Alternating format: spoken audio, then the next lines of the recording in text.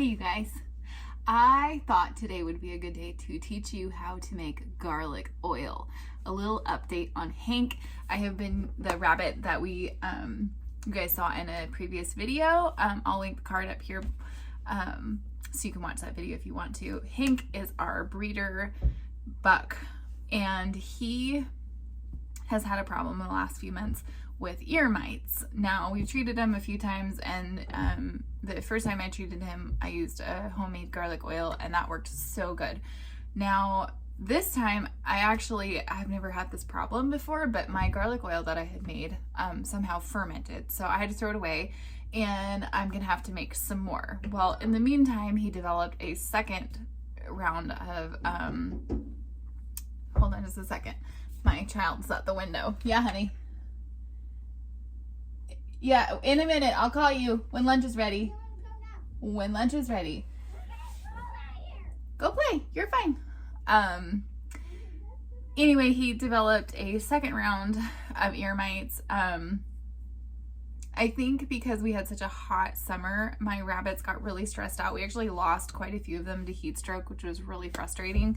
But anyway, I think that just kind of weakened him a little bit. So we've been trying to build his health back up. And anyway, so I was using a herbal remedy called super garlic immune, which is basically, it's half garlic juice essentially. So I mixed that in with some pure olive oil. Oil will just smother the mites and they die anyway. And then the herbs are just an added benefit.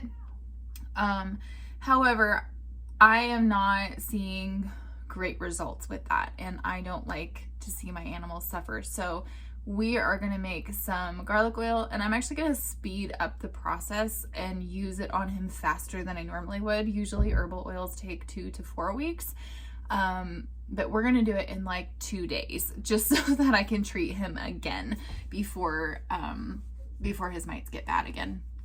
We raise our rabbits not in a hutch system. We use a colony style so that they can live a little bit more of a happy rabbit life. And we had previously had pigs. We had previously had our pigs in the area that they were in, and I think perhaps those pigs had brought in some mites that may have been a problem as well. So I'm going to make my kids some lunch. I thought I'd bring you along for that, and then I will show you how to make garlic oil. Okay, you guys are gonna see this apron a lot, and I have another apron. I wear aprons every time I cook, and I cook a lot, so we will be cooking a lot together. Today I'm going to be making macaroni and cheese, homemade, and I'm also, because I don't always like to eat a lot of pasta, I am making an English dish called cauliflower cheese, and I can make them both at the same time. I will link the recipe in the description box, and at some point we'll have a recipe box on our website. I will put that below if you're interested, and then that way you guys can see all the recipes that we use. This is just one of our staples for, especially in the winter time when we need something warm. When we have oatmeal for breakfast, which is what we did today, I have to have a plan for lunch right away because it doesn't last very long in our system. So let's go ahead and get mac and cheese started.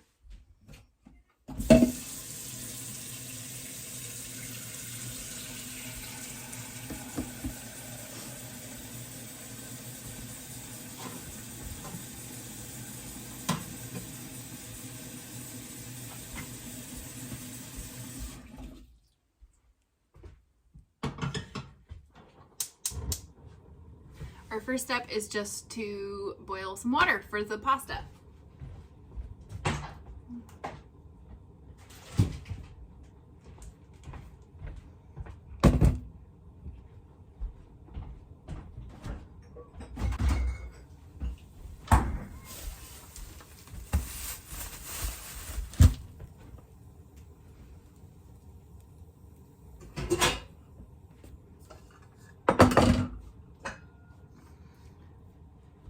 Now, I know that a lot of people are doing their, usual diets and fasts, and this is usually mac and cheese is not very diet friendly. However, we don't really diet in our family. We eat with the seasons as much as we can. So in the wintertime, we eat warm things that are a little heavier. They help us to stay warm. It is very, very cold in our area, and it can be below 0 for weeks at a time. That's 0 Fahrenheit. And I find that if we are juicing and eating salads and things, I get really cold. So we try to do soups, and I try to make the heavier meals just a little bit healthier for my husband and I, although I don't think he likes cauliflower very much. He eats a lot of like raw veggies, and me being English, I prefer mine steamed. So we're gonna steam this cauliflower. I'll usually make a whole head of cauliflower, which this is a pretty big one, but anyway, and then I'll have it for a leftover lunch. Lunch is not our best meal of the day. I have a terrible time because we just don't eat heavy 3 times a day. So tonight we're actually having tacos because, and that will be our lighter meal for today.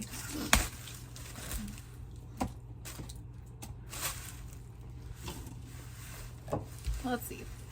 So I'm gonna cut the base off and get the florets out.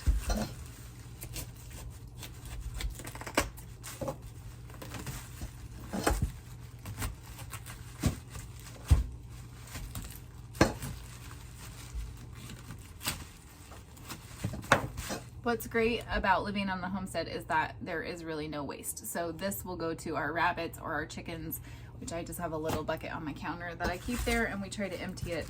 Well, if we're eating really a lot of veggies, we empty it multiple times a day, but generally in the wintertime, it's about once a day.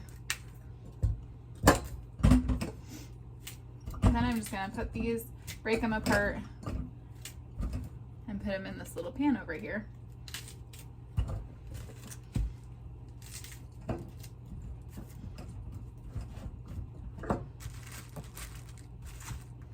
So that's about enough for me for 2 meals a day, or 2 meals, like a lunch today and then another lunch another day. And this cauliflower right here that I have left over, I will just chop it up and put it in a bag so my husband can snack on it. He really likes raw veggies with ranch.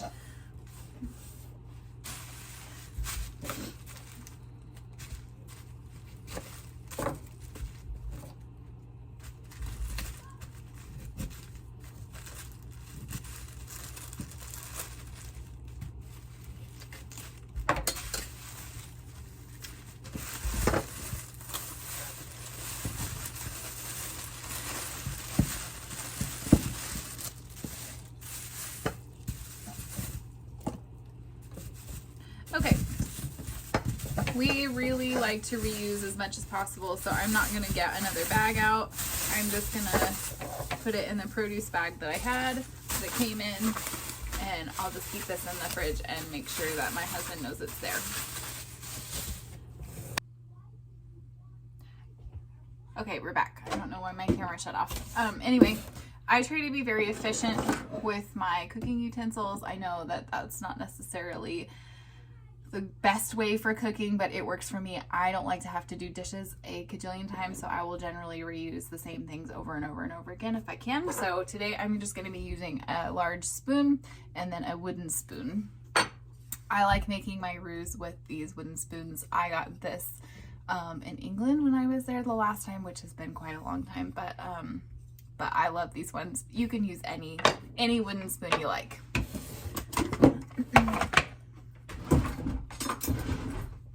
So at this point, I'm going to go ahead and turn on the cauliflower.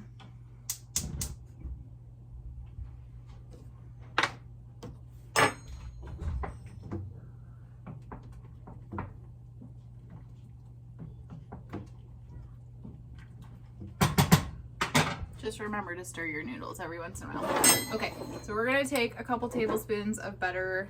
Since I'm making cauliflower cheese and I want leftovers, I'm going to take about 3 tablespoons. There's a little extra, we'll add that too. Just put it in the bottom of your saucepan and get it melting.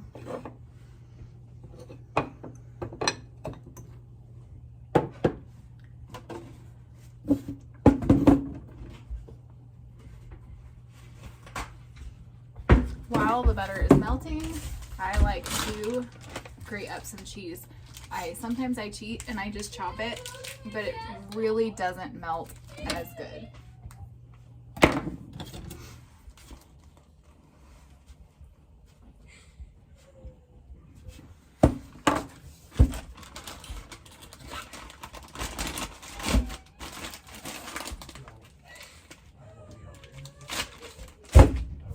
Okay, I'm just gonna grate this nice hunk of cheese. If you grate a little too much, no problem, then you just have extra and it's grated and ready for another day.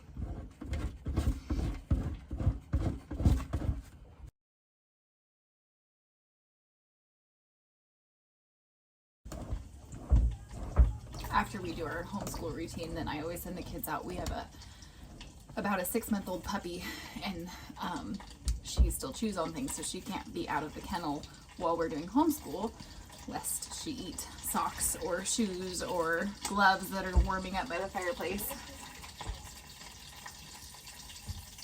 Make sure you heat your butter on sort of a medium to low temperature, not super high. Okay, there we go.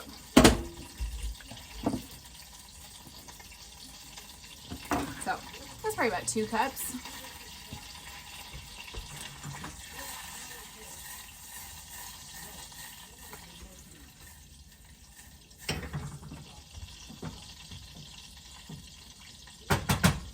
Don't forget to stir those noodles.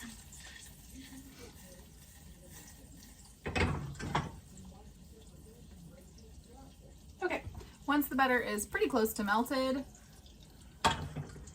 then I will grab my, which is what this spoon is for, flour. Now I'm going to do about 2.5 to 3 heaping dessert spoons. I will start with 2 and stir it in and make sure that my butter to flour ratio is not too thick. And you want to make sure you stir it in pretty quickly so that you don't get lumps. So that's not quite enough. I'll show you in my pan here. That's not quite enough. You need just a little bit more. So we'll go with another scoop.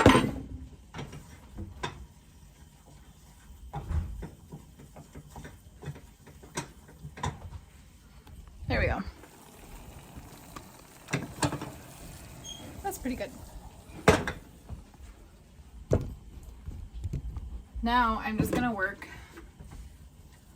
a tiny bit of milk in at a time. So we'll just use the rest of that.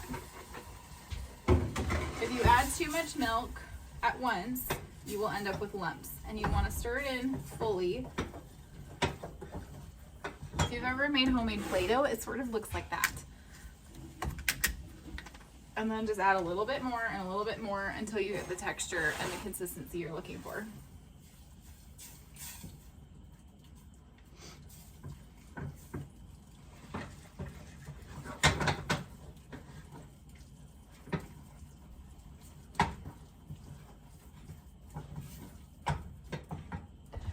I'll show you what it looks like at this stage. See, I'm getting a little bit further along, and I'll just keep adding milk until it's a nice creamy sauce. If you leave it for too long, it will burn. And hopefully I'm not gonna burn it. There we go. Nope, we're good.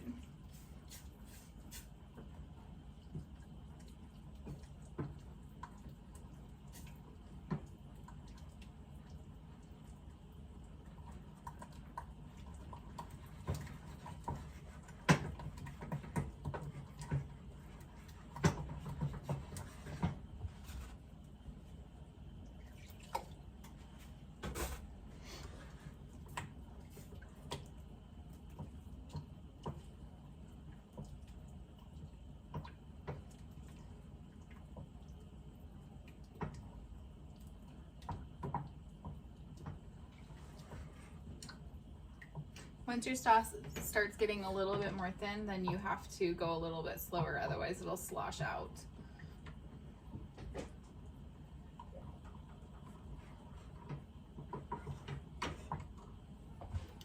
Okay, so we're definitely getting It's still too thick.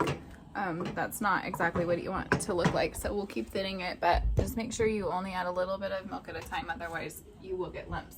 Now, a little trick I've learned, that if you do get lumps and the spoon isn't working them out and you can't cook the consistency to a bit thicker, then you can use a whisk, a wire whisk, a small one. I like to use the ones from my mixer, and you can whisk the lumps out, and that's, nobody else is in the kitchen, so nobody else will know, right? Nobody likes lumpy sauce.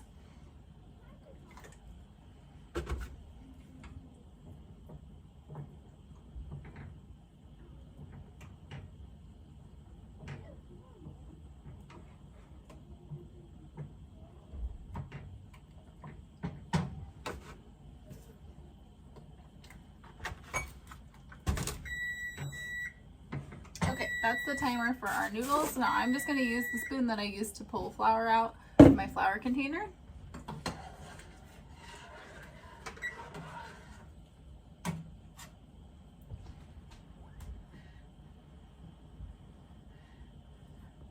Pull a noodle out and test it. Yep, those are perfect. So we'll go ahead and drain those out. I've lost my lid though.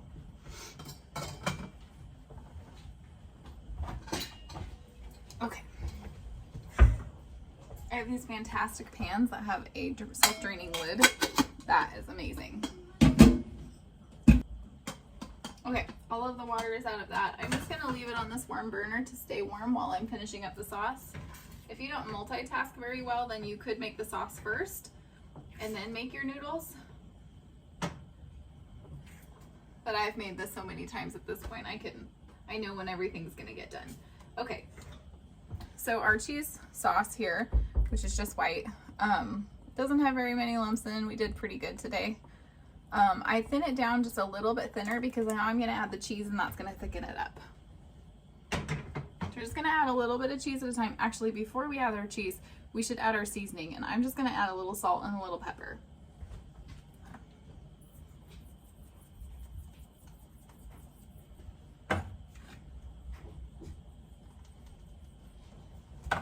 Once your cauliflower is boiling on the back, if you're making cauliflower cheese rather than the pasta, then just check it. Once it's boiling, just turn it down a bit. And it's ready as soon as it's fork tender. All right, our seasonings are stirred in, and I'm just gonna add just a little bit of cheese at a time, like a nice little handful.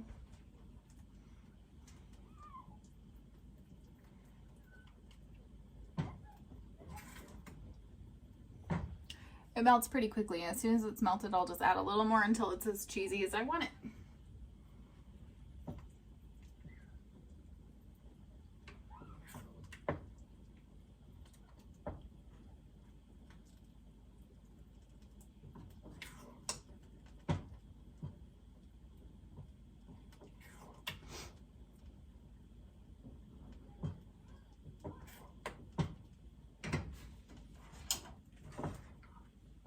There we go. That's the color and the consistency. I don't like it to be stringy cheesy, just enough to have that nice flavor.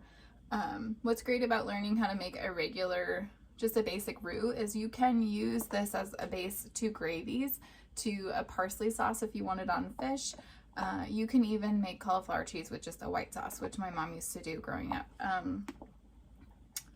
But yeah, basically that's all done, and that's the consistency that we like. So we're just gonna let that sit on the warm burner until our cauliflower is finished, which should be about done.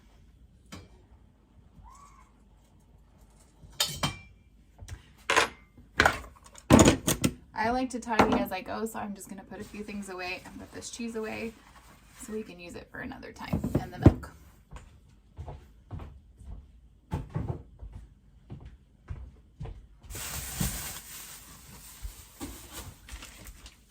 Our cauliflower is done, so I'm just going to drain all the liquid out.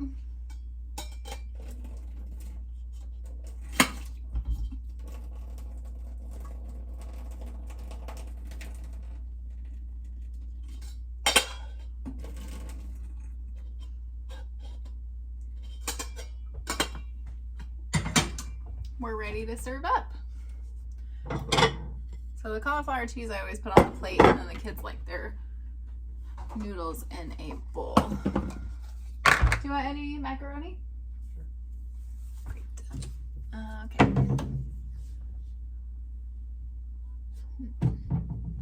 Home 3 meals a day as a family, unless my husband's working outside the home.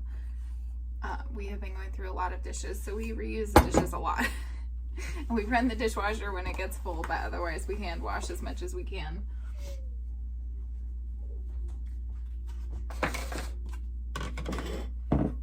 Okay, so to ensure that I have enough cheese sauce for the cauliflower cheese, because it doesn't take a lot, I mix that, pour it over the top first, and then I add the rest to my noodles.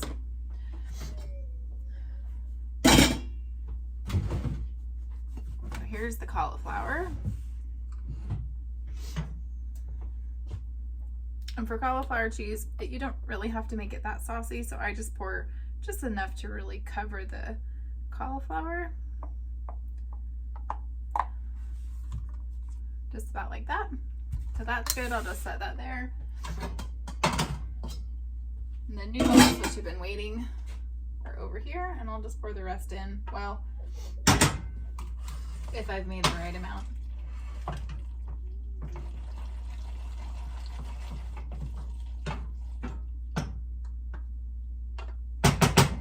Don't like it to be too saucy. Just enough to coat the noodles.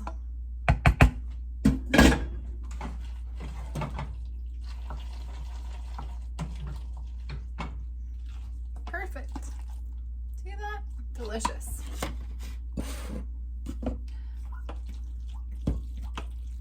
Now I'll dish my kids.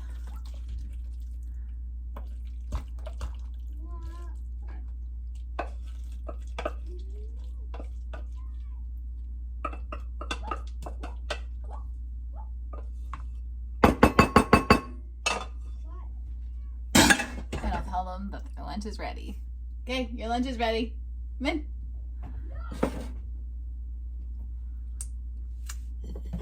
Yep, we did good. There you go. Now you can see.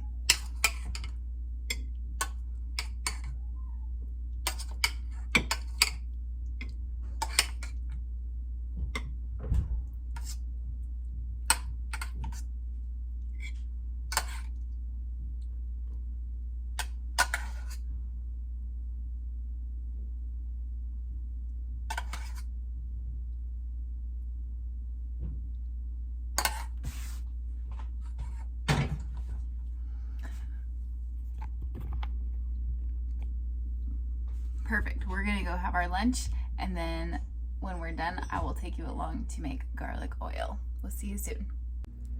We're back, and my kids are happy. They all loved their mac and cheese. My husband did not like the cauliflower cheese, so I'll show you that real quick.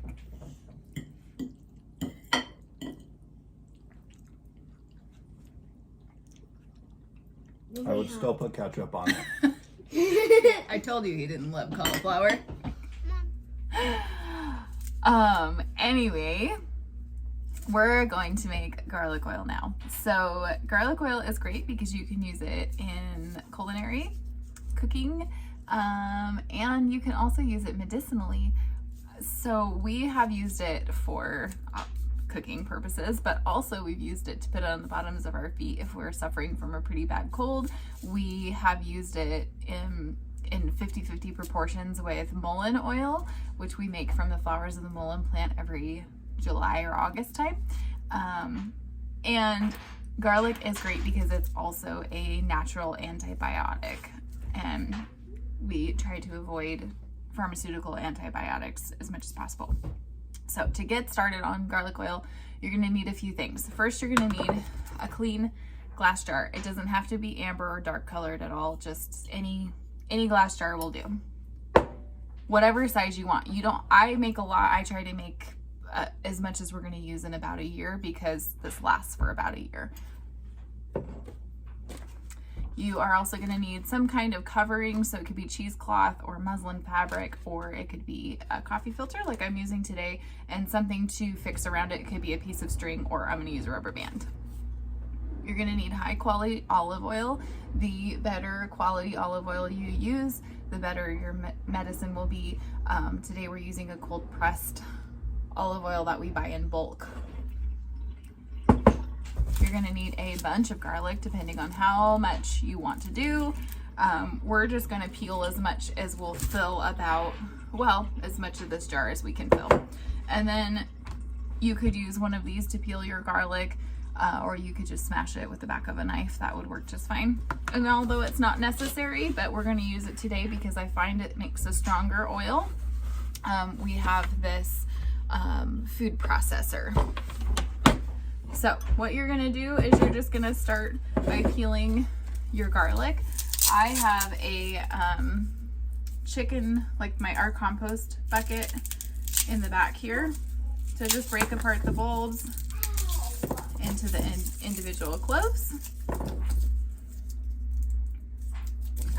and get all the paper off.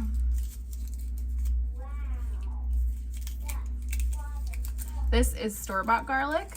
I would prefer to use homemade garlic. Ooh, this is really hard. However, for whatever reason, even though it's supposed to deter them, the voles absolutely love them. So they ate my whole 40-foot row of garlic this year. And then we had a drought because I had 2 rows of garlic in 2 different spots in the garden. And we had a drought, and I didn't know till it was already too late that the watering system that I was using did not get all the way to my garlic. So we sadly lost all of the garlic in the garden.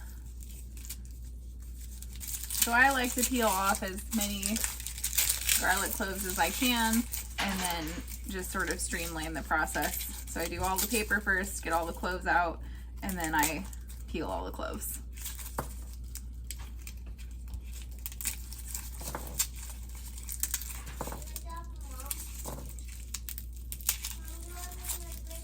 Thank you, honey.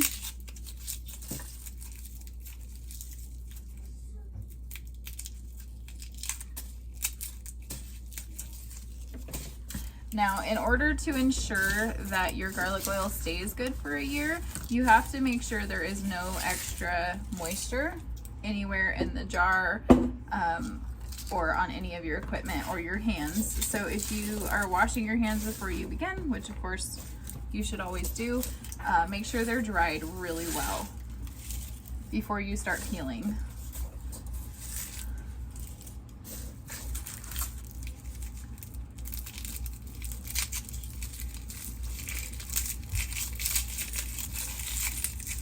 If you have any bad cloves, like this one is squashy, go ahead and discard that as well. You want to make sure you're using the best ingredients to make your medicine.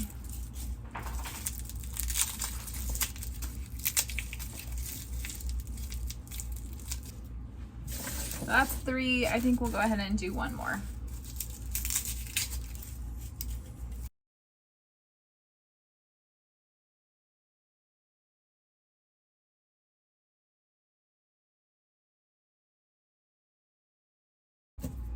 Have you guys used these, or is there a trick that I don't know to using them? Because I don't do it very well.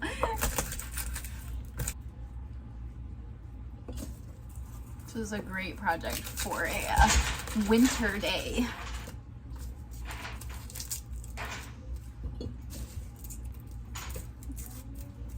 One thing to note that is if you are using garlic from your own garden, it will be a lot stickier than this. I find that the garlic that I have grown has like a sticky coating on it, and the stuff from the store does not have that. At least not the same. See, I'm much faster just peeling the garlic like this.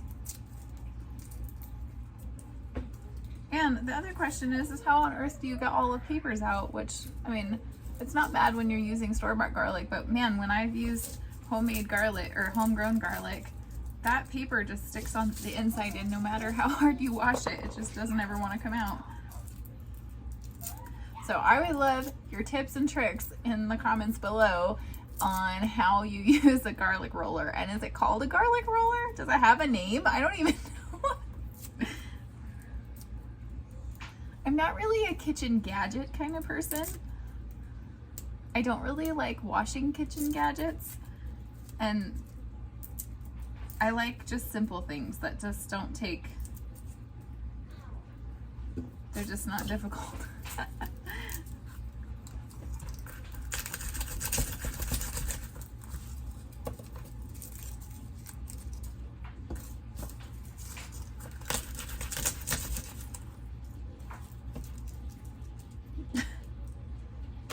Whoops, that one smushed.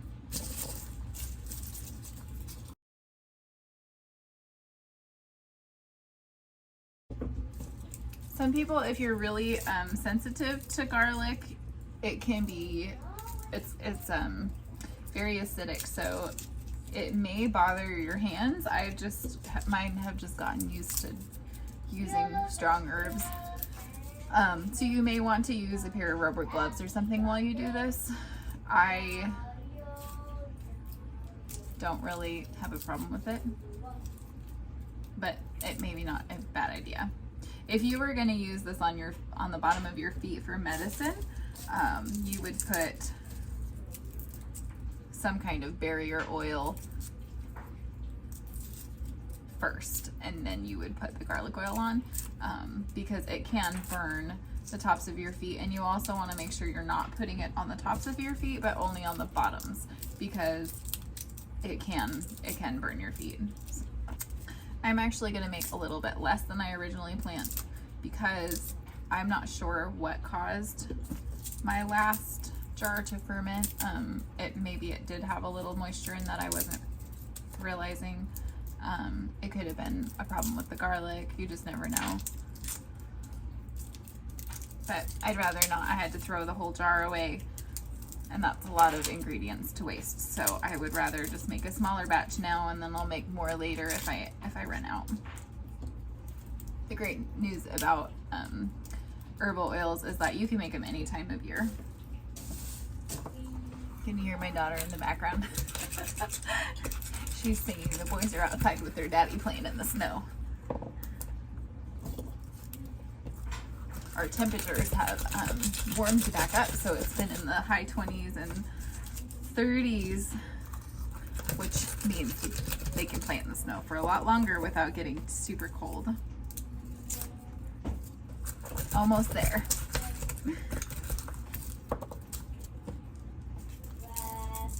Okay, we are finally done peeling garlic. All right, we're not quite halfway there, halfway full, pretty close though. So now we're gonna take our olive oil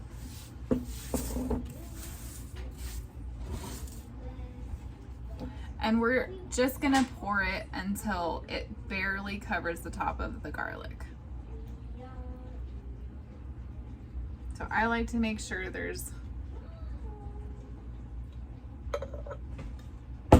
just a good covering, so you can see it's not too much oil, it's just enough to cover the garlic. Now, if you want to, you can just leave it like that. You don't have to do anything else. You can just put your lid on it, your coffee filter over the top of it, and leave it in a warm, dark cupboard for about 14 days. And then when you're done, you just strain it out and it's ready to use. Because I want to use this for medicine and not just cooking, I'm gonna go ahead and run it through the food processor. So I'm just gonna take it and just dump it in. You could also use a blender if you wanted to.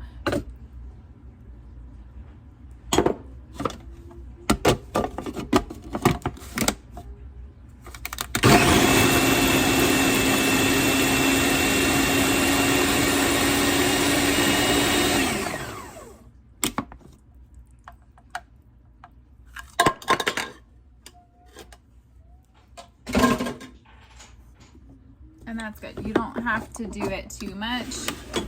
There we go. See, it's just enough that it's broken up all of the garlic and mixed it in with the oil. Then I'm just gonna take the blended up garlic and oil, and I'm gonna pour it back into my original jar.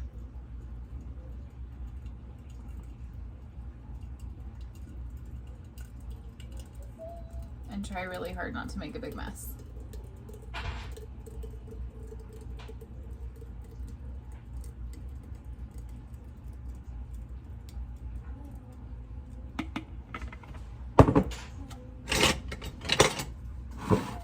We'll just use a spatula to get the rest of that out, so there's no waste.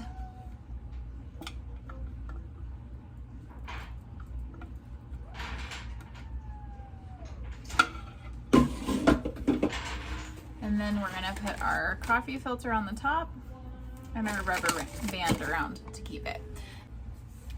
Our garlic oil is ready to sit on the shelf for 14 days at this point. So you're gonna just put it in a warm, dark area. I like to put mine in my pantry because that stays pretty warm.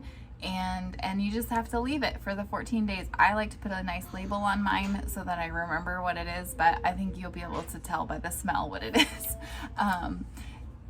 After the 14 days, you just strain out the garlic, and the oil is the part that you use, and then you have your own homemade garlic oil. If you enjoyed this video, then go ahead and hit subscribe, and we will have lots more herbal videos, tutorials, and things coming your way real soon. Thank you so much for hanging out with me today. I can't wait to hear your opinions and thoughts and comments on using this garlic roller. Until next time, see ya.